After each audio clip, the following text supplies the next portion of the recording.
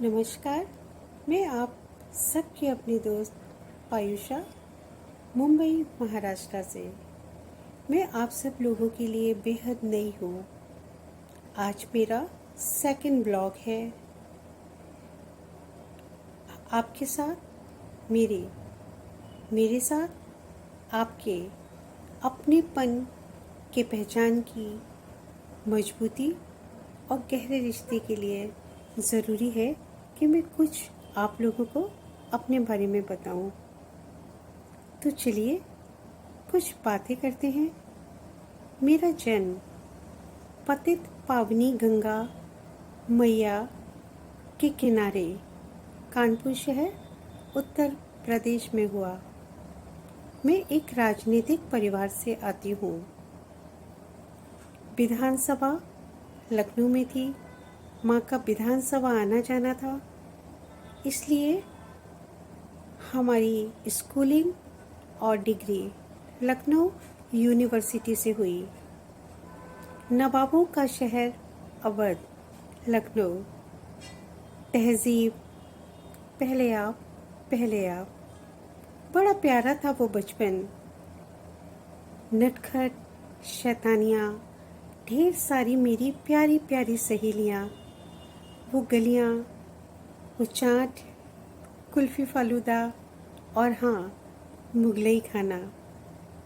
आज भी जब भी स्वाद मेरे मुंह में आता है तो मुंह में पानी आ जाता है। सच बहुत खूबसूरत होता है बचपन, सबसे अच्छा। काश कोई लौटा दे मुझे मेरे बीते दिन। आप लोगों को भी तो बचपन बेहद खूबसूरत और अच्छा लगता होगा। वो यादें, वो बातें कभी शेयर करिए। बताइए आप लोग भी अपने बचपन के बारे में, उन यादों, उन बातों के माध्यम से।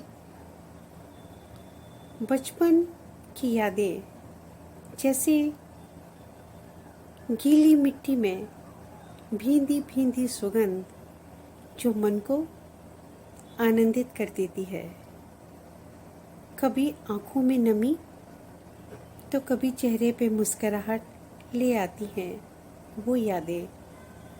जब बचपन की खूबसूरती, जब बचपन का सबसे आनंदमय जीवन के वो पल का एहसास हुआ, तब हम बड़े हो चुके थे।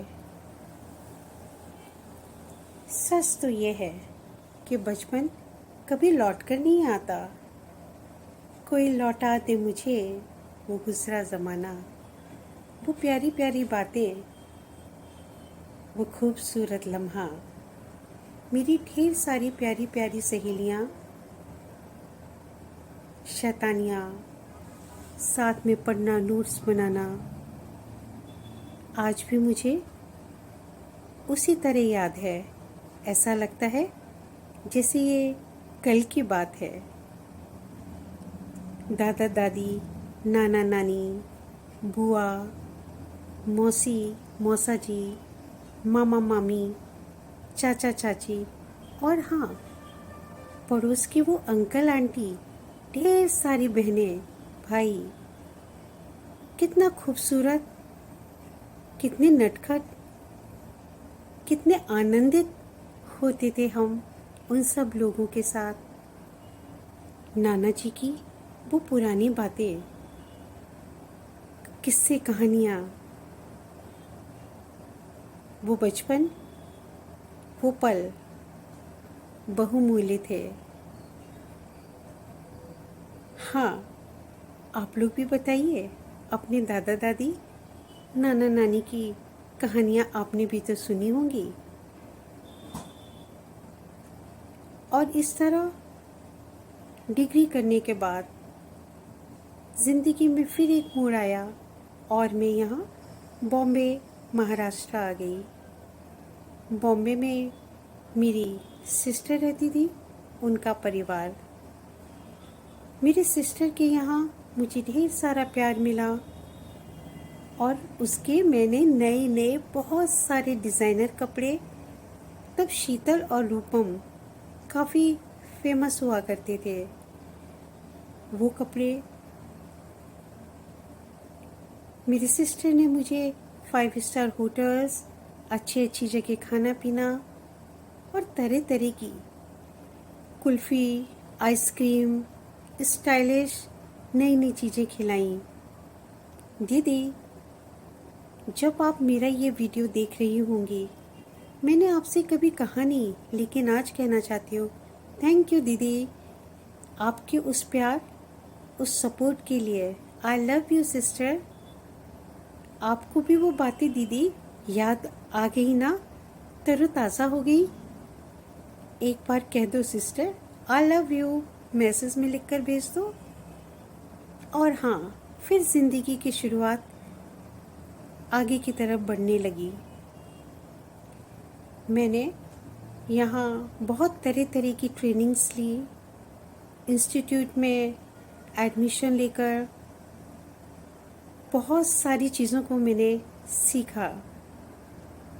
बहुत कीमती, बहुत महत्वपूर्ण, अच्छी अच्छी चीज़ों को ज़िंदगी में समझने सीखने का सौभाग्य मिला।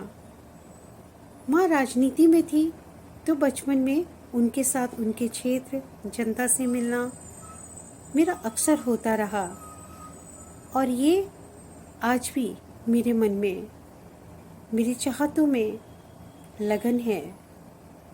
सामाजिक मेलजोल, यहाँ पर मैंने भारत की अंतर आत्मा के ऊपर एक किताब लिखना शुरू की, जिस वजह से मेरा लोगों से मिलना जुलना, ज़िंदगी की बारीकियों को समझना, कुछ तकलीफ़ें, वो रियल भूख, वो तड़प, वो दर्द, मजबूरियाँ, ज़रूरतें, उनको मैंने अपने अंतर्मन से महसूस किया, समझा और सीख रही हूँ भारत परिवार की वो सब बातें जो हमारा अपना भारत परिवार है। जुड़ रही हूँ उन सब लोगों से जो मेरे अपने हैं। उस भारत परिवार की मैं भी तो सदस्य हूँ। आप सबके अपने परिवार की अपनी पायुषा। मैंने यहाँ पर महत्वपूर्ण बहुत सारी चीज़ों को महसूस किया, ज़िंदगी के उतार चढ़ाव, ज़िंदगी की सफलताओं।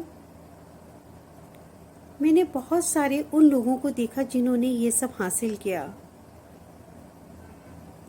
मैं चाहती हूँ मैं बहुत सारी चीज़ें आप लोगों के साथ शेयर करूँ, कुछ आप लोगों के काम आए, कुछ दिल की बातें हम मन से करेंगे आपके साथ। आप भी अपने दिल की बातें, अपने एहसास मन से करिए मेरे साथ। मुझे कमेंट में लिखकर भेजिए, बताइए अपनी बातें।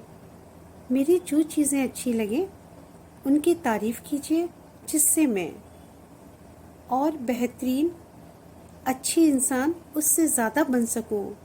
जो कमियां हों उन्हें माफ़ करते हुए मुझे बताएं, मैं उन्हें सुधारूंगी और एक बेहतर अच्छी इंसान हर दिन बनना चाहती हूँ और बनूंगी।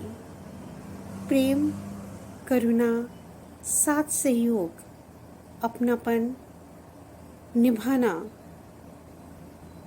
मेरी ज़िंदगी के ये वो भाव है जिसे मैं हर दिन हर पल जी रही हूँ और जीना चाहती हूँ। सबको अपने साथ सदैव जोड़ कर रखना, खुद उन सब के साथ जुड़े रहना मेरी ज़िंदगी का वो आधार है जो मेरी जीवन, मेरे दिल को जीवन, सांसें और धड़कन देता है। मैं कविताएं लिखती हूँ, जो भी मन में आ जाए, कलम चल जाए, स्याही जो रच दे मन के भावों को, कभी अपने मन के तो कभी सामाजिक तो कभी दूसरे के एहसासों को। अपनी कलम के माध्यम से अपने आप रच जाता है मेरे इन हाथों से। मेरा मकसद है ज़िंदगी का आप सब और मैं, हमारा अपना भारत परिवार, हम सब एक परिवार हैं और ये रिश्ता मजबूती के साथ कायम रहना चाहिए ज़िंदगी की आखिरी सांसों तक। हम और आप हमेशा मजबूती के साथ जुड़े रहें, एक दूसरे का आदर सम्मान करते हुए स्नेही भाव से प्रेम, रिस्पेक्ट, अंडरस्टैंडिंग, मान सम्मान, एक दूसरे की विचारधारा को, इन सब भावों के साथ आइए हम बढ़ाएं अपने इस रिश्ते को। इसके लिए बहुत ज़रूरी है प्लीज़ आप लोग मुझे सब्सक्राइब करें, जिससे हम हर दिन अक्सर साथ साथ जुड़े रहें, मिलते रहें, बातें करते रहें, कुछ अपनी कुछ सुने आपकी। जो मेरी बातें अच्छी लगें तो लाइक करें, कुछ आप सुनना चाहते हैं, कुछ आप जानना चाहते हैं, जो भी आप कहना चाहते हैं आप कमेंट करके हमें बताएं, लिखें। ये बहुत ज़रूरी है हमारे और आपके इस अपनेपन के रिश्ते की मजबूती के लिए। कहते हैं ना, जब हम दोस्त थे, याद करिए अपने दोस्त अपनी सहेलियों से रोज़ मिलते थे और हमारी वो बातें कभी ख़त्म नहीं होती थी। आज भी लगता है जैसे बहुत सारी बातें, बहुत सारा वो सब अधूरा सा रह गया है जो बचपन में अपनी सखी सहेलियों के साथ पूरा करना था। सोशल मीडिया एक ऐसा माध्यम है जहां हम आपस में एक दूसरे के साथ अपने विचारों को, अपनी बातों को सच्चाई के साथ रख सकते हैं। हम एक दूसरे को समझ सकते हैं। हम अपने इस रिश्ते को आगे बढ़ाएं तो प्लीज़ सब्सक्राइब करें, हमारे साथ जुड़ें और मैं आपके साथ हमेशा जुड़े रहना चाहती हूँ। अब हम फिर मिलेंगे जल्दी ही, कुछ बातें करेंगे अपनी आपसे। तब तक के लिए आज मैं इजाज़त लेती हूँ। आपके अपनी दोस्त पायुषा फिर मिलेगी, तब तक के लिए बाय बाय। जय हिंद, जय भारत, मातृभूमि की जय हो। और हाँ, टेक केयर, अपना ख्याल ज़रूर रखिएगा। Bye bye.